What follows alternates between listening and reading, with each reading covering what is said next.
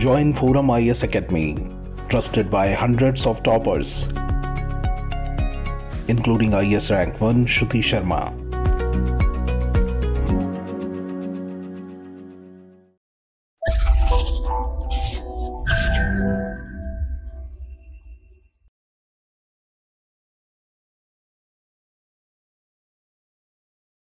Hello friends, this is Vijay. Welcome to ForumIAS Hindu Daily. In our today's news analysis, we are going to see the list of topics in the display. The first topic, India asks G20 to extradite economic offenders first. So this is the first topic. The significance for all the topics had been given in the slide, and kindly take a note. So this is the first article, and this is the second one regarding S400, and this is regarding Windsor framework, and this one is related to the total share of girls is very low in the STEM segment. Okay, so the article is all about it, and it is about the social welfare and the capital markets. So let us discuss it later. Kindly have a look, and now let us dive into the topic. So why in news? Yesterday actually India chaired the first anti-corruption working group in Gurugram, and the co-chairperson was Italy. So this is the news, and there the Union Minister of State Jitendra Singh, he stated that economic offences have been a problem faced by many, especially when the offenders flee from jurisdiction of the country. Okay, it is not only applicable to India. Everywhere these economic offenders have been acting as a menace for the national governments. So therefore, India has put in place some specialized legislation in this regard in the form of Economic Offenders Act 2018. And what is meant by fugitive economic offenders, that we should know, right? So individuals against whom a warrant of arrest, okay, so if an individual, if he is committing any crime, means then there will be a warrant of arrest. Therefore, with respect to the economic offenders, it is defined as the individuals against whom a warrant of arrest in relation to scheduled offences. In relation to scheduled offences has been issued by any court in India and who has left the country to avoid criminal prosecution. And apart from these two cases, there is another one case is also there. The fugitive economic offender who living in abroad, if he is refusing to return to face the criminal prosecution, means then the warrant of arrest can be issued. Okay, so this is the brief description of economic offenders. Now, here Enforcement Directorate, they also playing a crucial role. They seized almost 180 billion US dollars.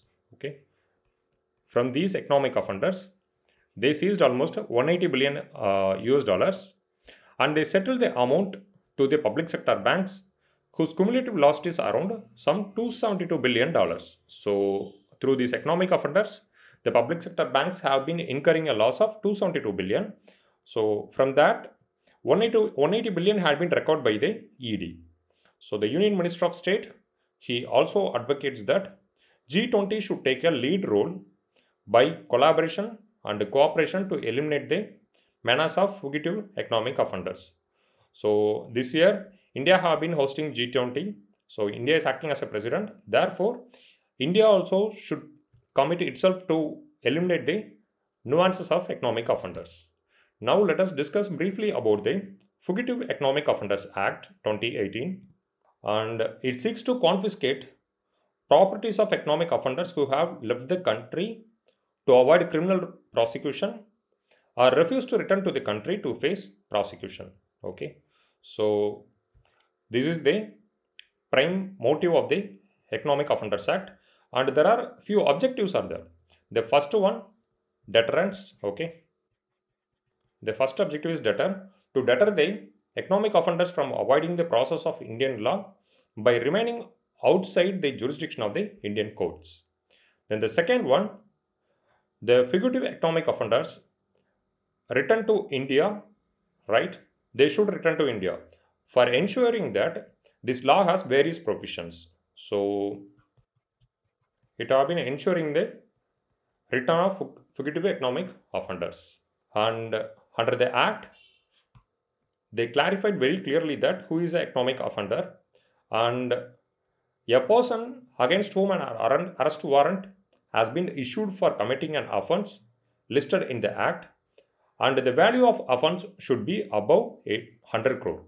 So it should not be below 100 crore. If it is below 100 crore means then they might not be termed as a fugitive economic offender.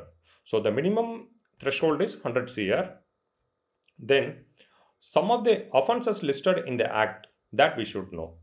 The first one, counterfeiting the government stamps. Okay. Counterfeiting the government stamps. It is not only applicable to stamps, it is also applicable to currency. Then the check dishonor. So check related malpractices and all will be covered here. Then the transactions defrauding the creditors. So this is also one of the topmost crime in the financial segment. Sorry. Okay. Then the last one, money laundering. So with respect to money laundering, PMLA will be coming here. Prevention of Money Laundering Act 2002. So the declaration, okay, who will declare the fugitive economic offenders? Here, after hearing the application, a special court designated under the PMLA, okay, the special court will be declared under the PMLA, and they will be declare an individual as a fugitive economic offender. Then they can confiscate a properties which are proceeds of crime, benami properties and any other property, even in India and abroad. Okay. So the confiscation of properties and all will be carried out by the central government agencies like ED and CBI. Then upon confiscation, all rights and titles of the property will be vested in the central government, right? So that entire title will be transferred to the central government. So the central government, it may appoint an administrator to manage and dispose of these properties. So after the transfer of title, they will do the procedure what they are requiring. All right.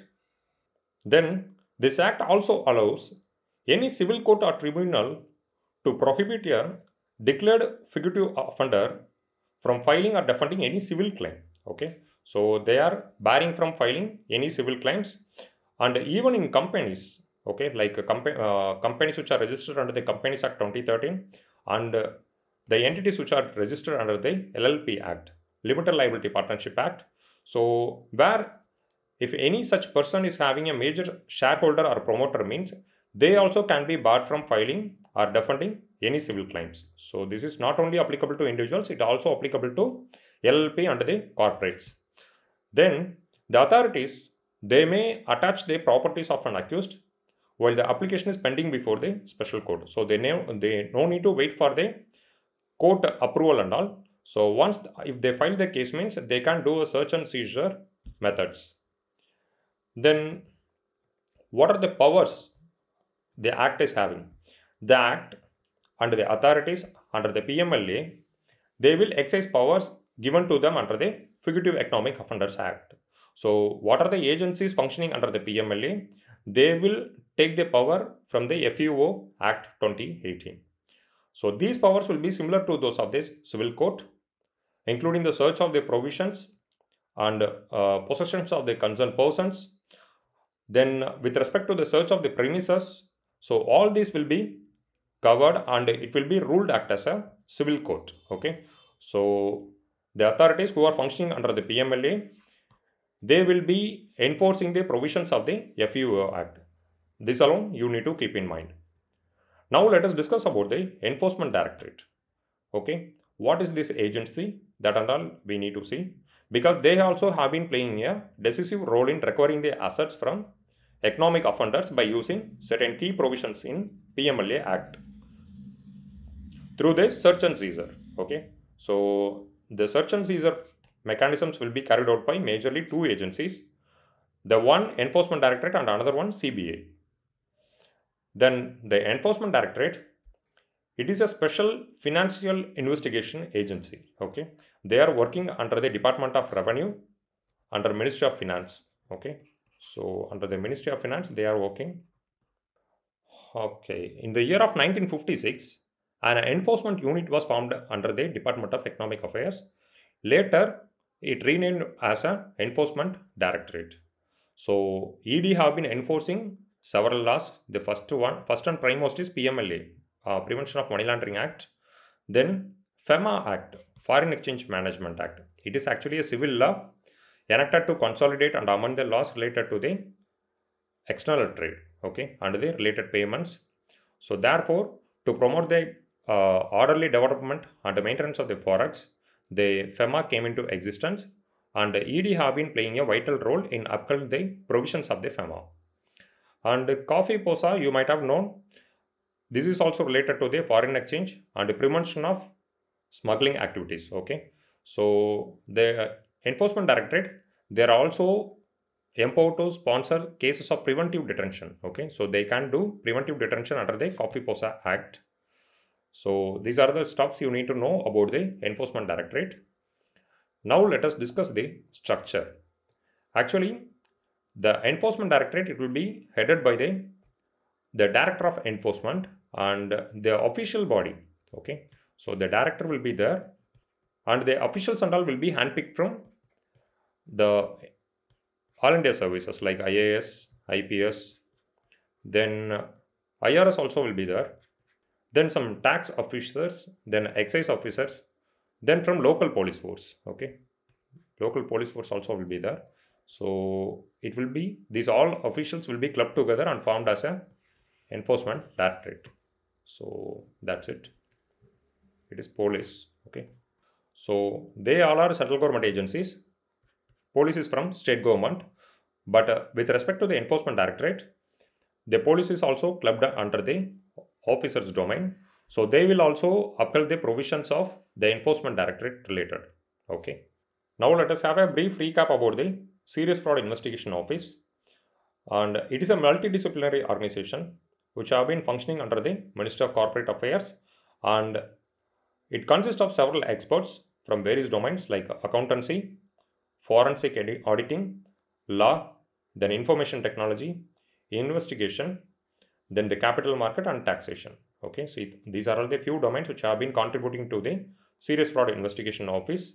And the Serious Fraud Investigation Office, it actually, the statutory status of the SFIO, it have been deriving from the Companies Act 2013. Therefore, it is having the power to enforce the violation, enforce the rule for the violation under the Companies Law 2. They can also do arrest under the violations of the Companies Act 2013. Yeah, actually the Serious Fraud Investigation Office, they are primarily dealing with the white collar crime. Okay, so we should know what is meant by the white collar crime, right? So white collar crime, it is a non-violent crime, and it is purely committed only for the financial gain. Okay, the financial gain will be the ultimatum behind the white collar crimes. And there are several characteristics are there for white collar crime, like the breach of trust, then concealment, then deceit. So these are the few characteristics of the white collar crime. Now let us discuss the next article. It is about the S400. All 5 S400 regiments expected to be delivered by early 2024. And why in news? Yesterday official sources, they stated that all 5 regiments of S400 will be delivered to India by early 2024. In the month of October 2018, India signed a $5.43 billion US dollar. Then actually the exchange rate was the $1 US, it amounts to 74 rupees. Okay, so this was the exchange rate which was prevailing in the year of 2018, and delivery was originally slated to begin in 24 months by the end of 2020, but it was slightly delayed due to the payment issue as well as the COVID-19 pandemic. So these are the few issues which have been delaying the process of delivery. The system is already available with China. It is not only with India. And I think Turkey is also having S400 systems. And the China, it deployed it along the line of actual control. Okay, the line of actual control, the China have been sharing with India. There actually it stationed the S400. And it also stationed some of the S400 systems in Eastern Ladakh. Okay, So Eastern Ladakh in recent times, it have been witnessing skirmishes between the Chinese army and the Indian army. So there also the China had been stationing the S-400 missile systems. Let us discuss briefly about the S-400. It is an upgrade of the S-300 surface to air missile system. Okay, it is an upgrade of the S-300. So S-300 was a pioneer of S-400. The defense missile system, it was bought from Russia, that you might have known.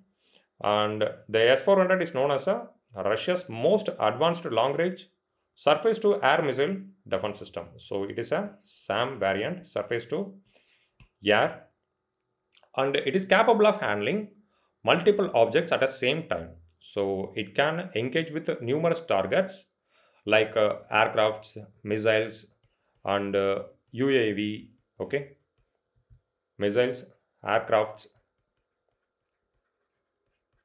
then UAV. So in a radius of few hundred kilometers, okay, and it is having a 99% capacity to neutralize the incoming objects. So here they have given about the radar system. It has a radar that can pick up an incoming object up to a distance of 100 kilometers, and it can track several dozen incoming objects simultaneously. Okay, so that is the uniqueness of S-400 system, because in India also we are having several defense systems, like under ballistic missile programs we are having two-layer defense system that we will be discussing it later. But they don't have the capacity to track multiple objects at the same time. But S-400, it have been plugging that gap. And the range of targets, okay, the S-400, it has been specifically designed to detect and destroy a range of targets, including the strategic bombers, okay, and the devices which are using for electronic warfare, and early warning and reconnaissance system. Okay, so these are all the few targets which have been coming under the S-400 system. Even some fighter jets like JF-16, F-16, F-22, these and all also, it can be destroyed using the S-400. So by keeping S-400, we can provide deterrence to Pakistan. And with respect to the deployment, the Indian Air Force, they already stationed 3 regiments of S-400, and the upcoming S-400 systems and all will be stationed along the line of actual control. So this is the brief note of the S-400. Now let us discuss the significance of S-400. And already we have seen they are capable of neutralizing multiple targets. Okay, so India's deployment, it will provide a major flip in the border defense segment, and S-400, it will complement the India's indigenous missile defense system that already I told to you. In the next slide, we will be discussing about the ballistic missile defense program in India and why the induction is delayed. Okay, so here the logistics issue we are having because Russia is under the sanctions, so we are facing a logistics issue. Then the pandemic. So by pandemic, almost 2 years had been delayed, and the insurance and reinsurance also have been playing a vital role here. So because of these issues also, the delivery have been delayed. And you might have known very well that Russia is under the sanctions. So no Western companies, they are not coming forward to provide insurance and reinsurance to the S-400. Then we will discuss about the CATSA. Using the CATSA, the Russia, India was deterred by the United States. So that we need to discuss.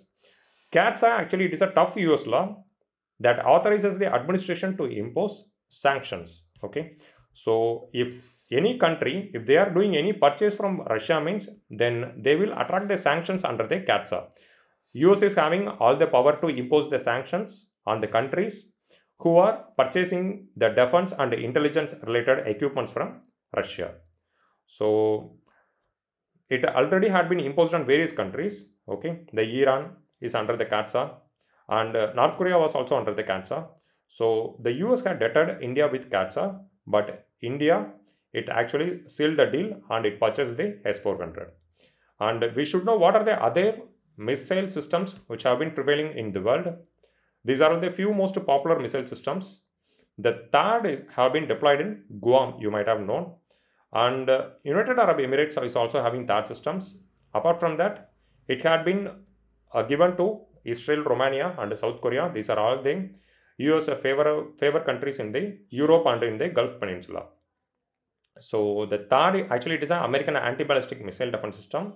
It designed to shut down the short, medium and intermediate range ballistic missiles in the air terminal phase by intercepting with a hit to kill approach. Then Iron Dome, you might have known, it is a all-weather air defense system, and in the recent times it came up in the news because of the Hamas terror groups. They actually launched the rockets upon Israel, and those rockets were intercepted by using this Iron Dome. The image you can see here, and the Israel Defense Secretary, he stated that these all magics and all have been happening through the algorithm what they programmed in the Iron Dome. And the next one, the David's Ring, it is also belong to Israel.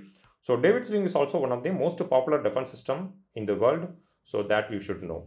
Now let us discuss the BMD program, and it is a two-tier. Earlier it was a two-tier program. So we are clubbing Prithvi missiles and the Akash air defense system. Okay. So India's ballistic missile defense program, it aims to provide an air defense shield from all types of hostile missiles, even the nuclear ones. So it is a two-tier system. I already told you. It is intended to destroy an incoming missile at a high altitude in the exo-atmosphere and also in the endo-atmosphere. So we are using the advanced air defense system, Akash advanced air defense system for endo-atmosphere and Prithvi for exo-atmosphere. So this is up to the BMD program. So under the two-tier defense system, the Prithvi missile, I already told you, it is for exo-atmospheric altitudes between 50 to 180 km, and Akash advanced air defense system is for 15 to 40 km. Okay. In the future, Prithvi is going to get replaced by Pradyumna ballistic missile interceptor. So that you should know, Pradyumna. Okay. So Pradyumna is a upcoming variant. It is going to replace the Prithvi. And these are all the indigenous production of the DRDO. In the mid of 1980s, integrated guided missile development program had been carried out. So this Prithvi, Akash and Agni, these are all the outputs of that missile program what the Indira Gandhi government had designated. And here, by clubbing the Videshi missile shields, we are expanding the horizons of the ballistic missile defense program in India. Akash already we had discussed. Okay. The Spider, it is a Israel product. So the range is 15 km. IAF had been inducted some 4 Spider systems. DRDO is also having QRSAM system. Okay. So these are all the systems the India had inducted from Israel. Apart from that, the India had developed the Barak 8 missiles. It is a joint development of India and Israel. The range is 70 kilometers. So now the S-400 is have been coming up. And these are all the various missile systems India have been using it to expand the horizon of ballistic missile defense in Indian landscape. So now let us dive into the next topic, the understanding the Windsor framework. As I had gone through the previous prelims and mains papers, I came to know lot of developments, agreements, conventions and protocols have been happening throughout the year. But we can't load all of those stuffs to our brain in the name of exam. Therefore, we should do some calculated mind map to attack those topics. We should think whether these developments have been impacting India or not.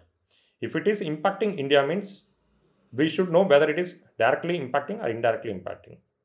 If it is affecting or influencing India means we should take into list of material to smash for exam. So regarding Windsor framework, don't watch any videos greater than 5 minutes apart from our discussion. I would advise just watch this discussion once and go to the next topic. Now let us have a look into the topic of Windsor framework. And recently it have been appearing in news multiple times. And let us discuss the story or the description behind the Windsor framework. Since 1960, several political disputes are there in the Northern Ireland. So this is the region of Northern Ireland. Okay. So this is the region of Northern Ireland. And mainly we are having 2 political factions in Northern Ireland. The one is Unionist. Okay. So the one is Unionist and another one is Republicans. So these are all the two factions which have been operating in the Northern Ireland, and they too having opposite ideologies. The Unionists, they want more and more integration with UK. So the Unionists want more and more integration with UK. Republicans want more and more integration with Ireland. So the dispute have been leading to several political turmoils in the landscape of Ireland. Due to this issue, several violences happened, and almost 4,000 people they lost their lives between 1960 to 1998. Okay, so almost 4,000 people they lost their lives. And in the year of 1998, Good Friday Agreement was signed. Okay, so this is what it had been given. The Good Friday Agreement was signed, according to which Northern Ireland will stay as an integral part of UK. Already it was a part of UK. So under this agreement, they reiterated that the Northern Ireland will be stayed as an integral part of UK. But there won't be any hard boundary between Ireland and Northern Ireland. So there will be a movement of people and goods. So there won't be any restrictions between the Ireland and Northern Ireland. So this is the reason most of the Indian students, they have been venturing the Ireland and they are getting settled in UK. This development had made a full stop for violences, and both the factions are satisfied with the agreements. In this scenario, the Brexit came into existence, that you might have known. Okay, so in the year of 2012, the Euro crisis happened. So after that, the Britain had announced the Brexit from European Union. Here, the problem have been rising. The Northern Ireland, you all well known, it is an integral part of UK, and it became a non-EU territory, whereas the Republic of Ireland, it still continued as a European Union territory. Okay, so that's what they had mentioned it with EU. So it still act as a European Union territory. Here the transfer of goods have been taking place, have been becoming a issue. Okay, here it is a non-union territory. So the non-union territory have been expanding up to the Northern Ireland. So therefore, the custom check post, if we are erecting the custom check post in the border, means it will affect the movement of people and goods. Therefore, they had placed the custom check post here. Wait, let me change the ink. They have been placing the custom check post here instead of here. Okay, so now the movement and all, it won't be restricted, but certain mechanisms they had put in place. So till now there was no issues, but these days actually they came up with Windsor framework, because the European Union, they are having higher standards with respect to the phytosanitary measures. But here in the UK, the phytosanitary measures are not at par with the European standard. So therefore, they came up with the Windsor framework. So under the Windsor framework, goods are going to split into two different lanes. One is green lane and another one is blue lane. So goods which are supposed to destined the Northern Ireland, it will pass through the green lane, and there won't be any security checks or custom checks, document papers, there won't be any checks. Okay, so it will follow the green line. Wait, so the goods which are going to flow from UK to Northern Ireland will be in a green line, and the goods which are going to reach the Republic of Ireland will flow through the red line, and there will be a security checks and custom checks. Then the related paper verifications and all will be carried out. So it will be scrutinized at par with the European Union custom standards, that you should know. Here no need to look deeper into how potatoes will be treated, how medical shipments and all will be passed through the custom procedures, because it is unnecessary from the exam point of view. So that's it. So this is the brief of this article. Now let us see the map of Ireland. Here between UK and Ireland, the Irish Sea is there. Okay, and in the northern edge, Scotland was there. And here I already explained you the Northern Ireland, it is a part of UK. So this is the brief description. And Isle of Man, you should know. So okay, it is geographically an important place. So these are the things you should know. And now let us dive into the next topic, that is the British climate vegetation, that we should know, right? Because we have been coming across the Ireland and United Kingdom. Therefore, we should know the British climate and the vegetation which have been prevailing in the Britain. So the cold temperate western edges of the British type of climate are constantly influenced by the westerlies. So here there will be an influence of westerlies. Okay. And they also have a lot of cyclone activity, which is typical of the British regions. Hence, it can be claimed that the climate in the British, in nature, the rainfall will be occurring throughout the year. So, because of the continuous westerlies influence, there will be a rainfall throughout the year. Okay, except in the New Zealand. In New Zealand, there will be a rain shadow. So, the New Zealand is also experiencing the British type of climate, but there is a rain shadow region. Therefore, the Canterbury lands and all have been developed there. Additionally, the weather is very variable. Okay, the climate is also known as Northwestern European Maritime Climate or the cool temperate Western Margin Climate. So this is the another name for this climate. And the temperature, the average temperature have been ranging between 5 to 15 degrees Celsius. Here the winters are remarkably mild because the Gulf Stream will be coming and hitting this place. Okay, so the Gulf Stream from the east coast of US will come and hit this region. Okay, so therefore it is actually a hot current. So therefore the temperature is very mild in this region. Okay, so the segment of Gulf Stream will be coming and hit the regions of Ireland and United Kingdom. Therefore the port and all, it won't freeze. And with respect to the precipitation, I already told you in New Zealand alone, the rain shadow effect have been creating the Canterbury Plains. Okay, so this is the thing you should know. And with respect to the season, the 4 separate seasons are there. Okay, so it is remarkably marked by the overcast skies, misty mornings, like that. So the spring is the driest, and after the summer there comes a protracted sunny time. The cycle then starts in the midst of autumn's screaming winds. Okay, so they are having a clear cut 4 seasons, so that you should know. And with respect to the vegetation, birch, poplar and willow, these are all the few trees which are growing in this region.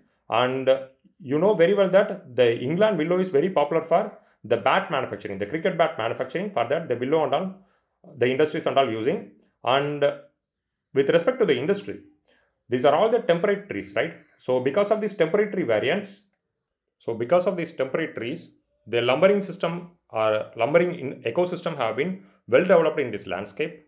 And iron and steel, geographically, the UK and Ireland regions, they are blessed with iron and steel resources. So therefore they are having a well established iron and steel industries. So it have been leading to the creation of automobile industry. So the most of the popular automobile makers are from UK, like Aston Martin, Bentley, then Daimler, Jaguar, then Land Rover, then McLaren and Rolls-Royce. These are all the companies, they belong to UK. So this is with respect to the British type of climate and the related vegetation. Now let us discuss the next topic. The phasing out line, math is not for a gal. So here no need to go through the entire topic because some unwanted facts are also there. So better I'll tell you the brief of the article. The author of the article, he clearly states that the share of women is extremely low in STEM. So STEM means actually the science and technology, engineering and mathematics. So okay, the share of women is extremely low in STEM. This is what they have been stating. And the major reason for extremely low presence of women in STEM is the stereotype. The stereotype, what it have been prevailing in the society, have been acting as a major driving factor. Because of these stereotypes, the woman share is very low in this STEM segment. Like male should do these tasks and the females are not supposed to certain tasks, like that the society have been delineating, right? So this is how the share of women had been plunged in the STEM segment. And it had been found that in North India, the boys, okay, they are outperforming the girls, but in South India the girls have been outperforming the boys with respect to the mathematics. But in average, okay, with respect to the average, the performance of girls remain worse than that of boys. So this is what the article had been stating, and this is a cause of concern as it indicates a lack of interest and understanding in the subject, which has implications for the future academic and the career success. Okay, so With respect to the tenets, we can tell there is a widespread prevalence of systematic devaluation of the girls related to their mathematical aptitude. And either it can be in classroom or at home or in society. Everywhere actually they are getting devaluated compared to the male counterparts. So the often repeated line that science and maths are meant for boys and arts and humanities are for girls. Okay. So this is a reflective of kind of stereotyping that parents have. Okay. So this is the article it has been mentioning. And many states and central policies and even the campaigns, they shows that the public policy, it recognizes the discrimination and biases that the girl have been facing in enrolling and also in continuing in the school. And national education policy, you might have known, in the year of 2020 the government had rolled out the national education policy. So in that education policy also it stresses that the need to implement the gender sensitive training for teachers and also in establishing a gender inclusive fund for states to utilize the interventions. Okay, by using the fund, the state government should do some interventions like that they have been stating. And similarly, the national curriculum framework, okay, the early childhood care and education, it has been developed by the NCRT, National Council of Education, Research and Training. It also acknowledges that the gender disparities have been prevailing. However, neither of these documents they explicitly recognize the causes and consequences of gender differences in mathematical learning. Okay, so that they should do, because in the early age itself, if we are doing the intervention means then the benefit will be very high. So this is what the article have been conveying to us, and they also list out certain measures what we can do. The first one, targeted behavioral interventions is the dire need that we need to make, because it can curb the gender stereotyping of math is not for a girl. Okay, it will curb this stigma not only in household but also in society and in the school levels. Then the references to female mathematicians need to be printed in the textbooks, because female names and female characters in word problems, it will provide exposure to female role models in STEM fields. So in the course of curriculum, if we are imbibing this technique means, then in the future the share of the women will be very high in STEM, like that they have been stating. And there is also an urgent need to address this problem to prevent further harm to female education, career choices and job market opportunities. So these are all the three way forwards they have been given.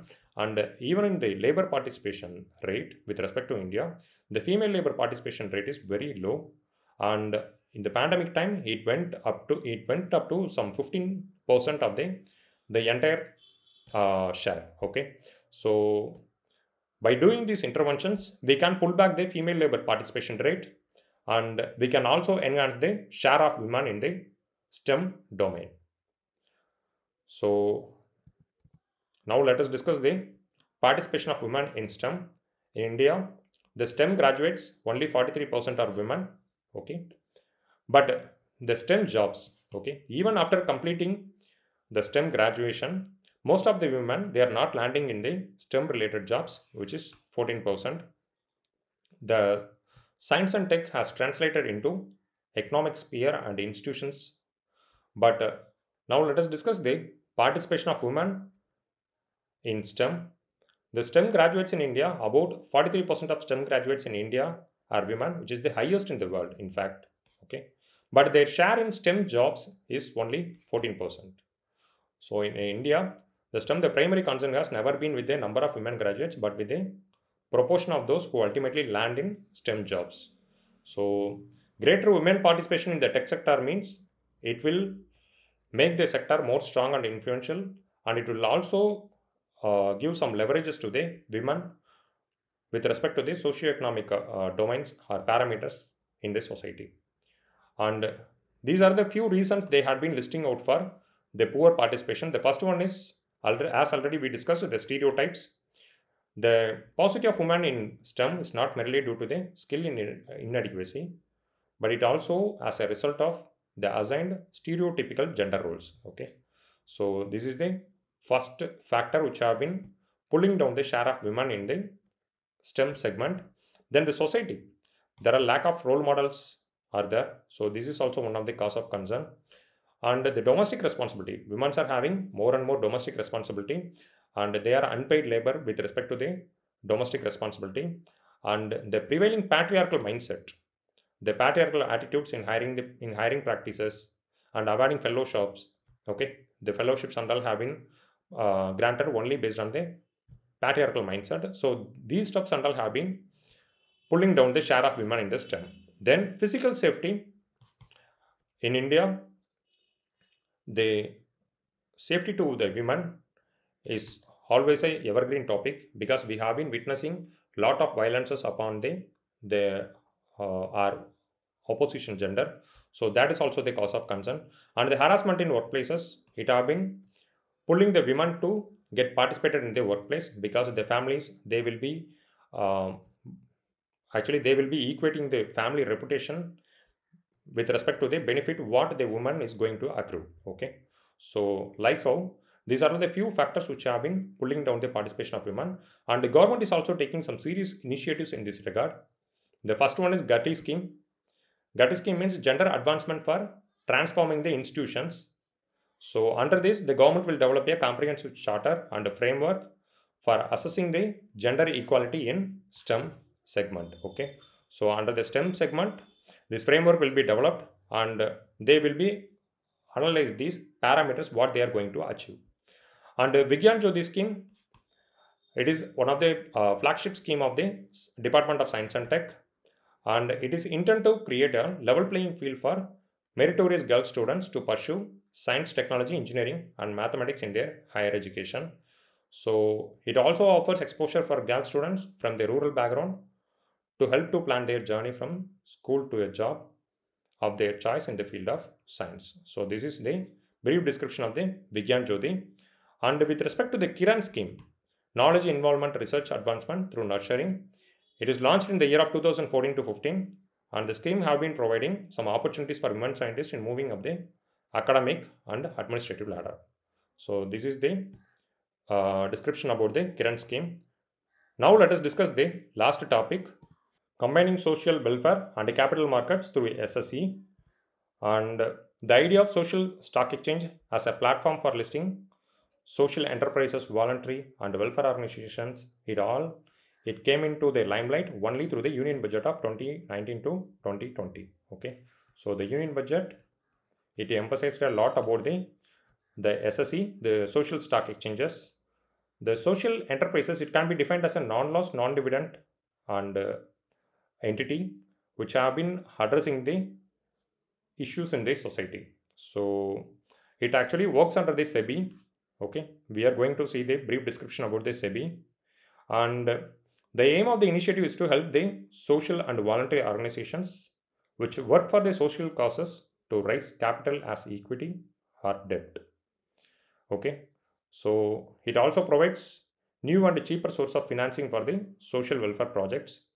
And as you have known very well, that SSE, it also exists in other countries like Singapore, UK and Canada. And the eligibility, in the article they had discussed about the criteria under 292E of the SEBI's ICDR. Okay, so there actually they had listed various criteria. ICDR means issues of capital and disclosure requirements.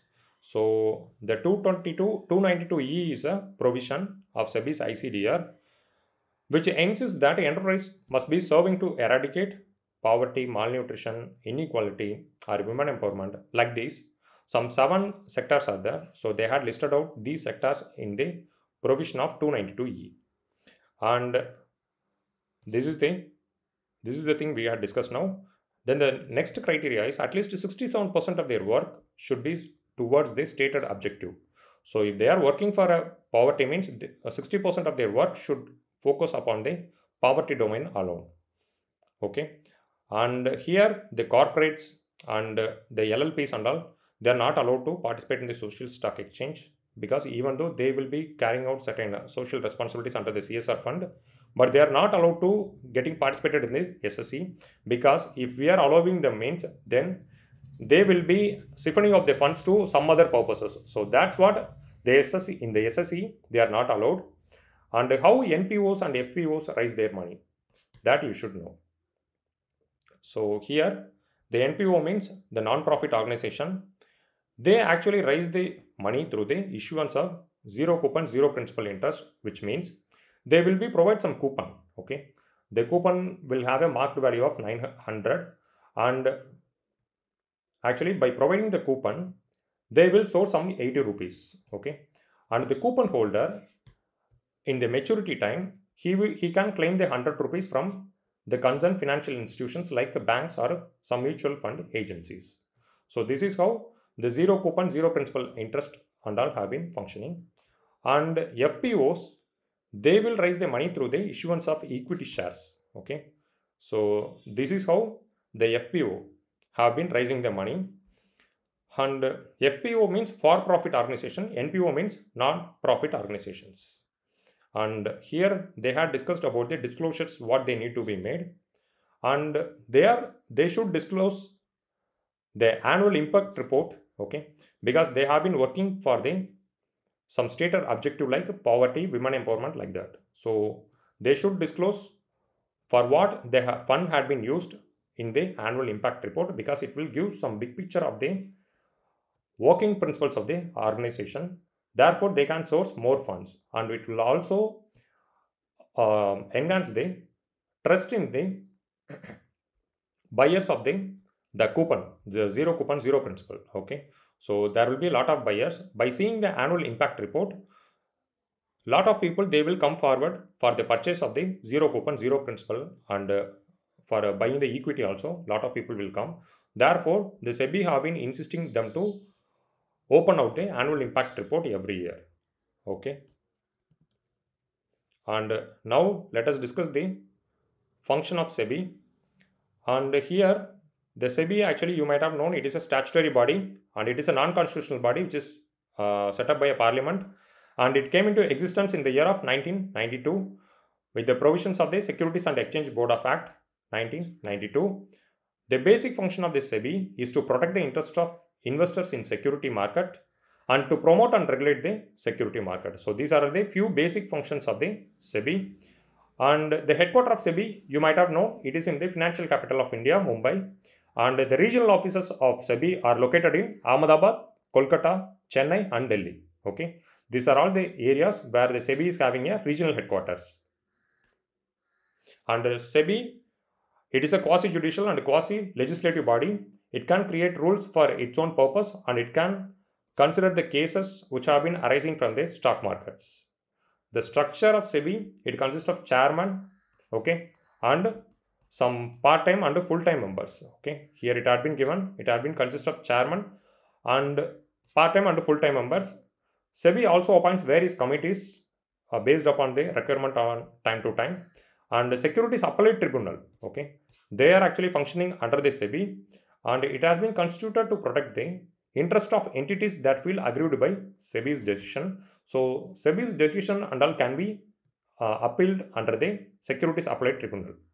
So the Securities Appellate Tribunal, it consists of presiding officer and 2 members. Okay, presiding officer, then 2 members.